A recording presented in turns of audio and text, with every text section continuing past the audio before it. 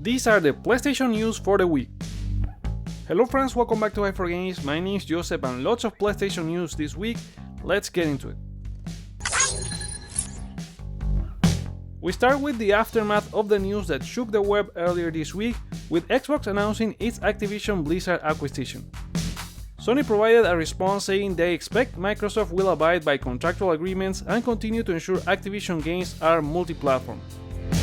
Later, Xbox boss Phil Spencer tweeted that he had good calls this week with leaders at Sony and confirmed his intent to honor all existing agreements and their desire to keep Call of Duty on PlayStation.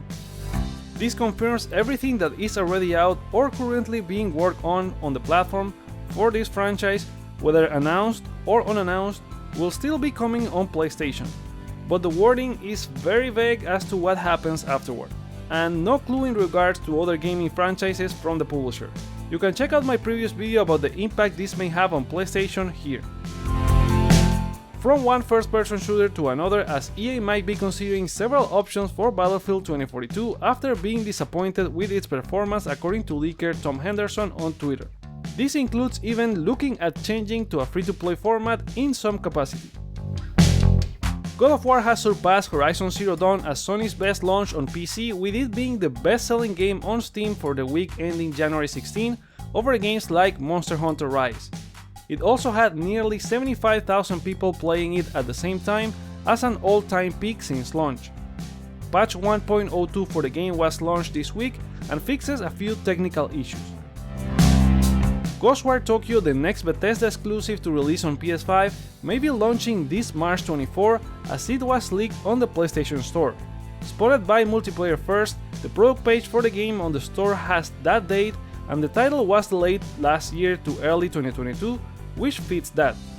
Tom Henderson on Twitter also said the game will have a media event next week, so there will be more info soon. And there's also the rumors about the State of Play coming in February, so we could get a confirmation in one of them. Deviation Games, a studio formed of ex-Call of Duty developers, is one of the partners that Sony announced last year alongside Jade Raymond's Haven, and now we know a few details about what they might be working on thanks to a job opening.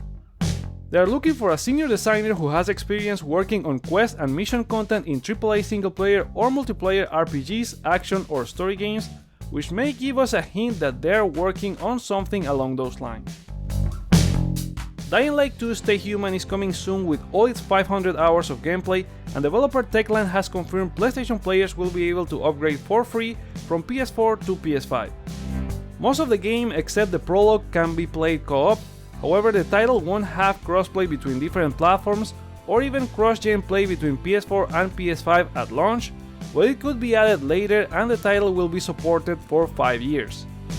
It also has 2 graphics settings, a quality option with ray tracing and a full 4K option. It releases on February 4. Sony has denied increasing production of PS4 consoles to combat PS5 supply issues, and also that they were planning to cease production last year, saying that PS4 units were planned to manufacture along with PS5 and is in line with their console hardware launches for previous generations. You can now get your PlayStation wrap-up for 2021 by going to wrapup.playstation.com, giving you stats for the numbers of games played, hours of playtime, trophies, and you'll also get a code for 4 free avatars by doing that. The website is open until February 20. New PlayStation deals this week. We have Spider-Man PS4 Game of the Year Edition with all the DLC as Deal of the Week going for $16, the lowest it's ever been, ending January 27.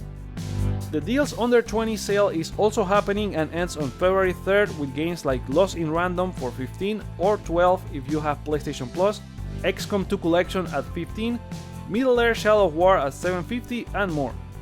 EA Play also has a new promo where you get 3 months for the price of 1 when you get it directly on the PlayStation Store. The service recently added Mass Effect Legendary Edition, and it has 2021's The Game Awards Game of the Year winner in It Takes Two.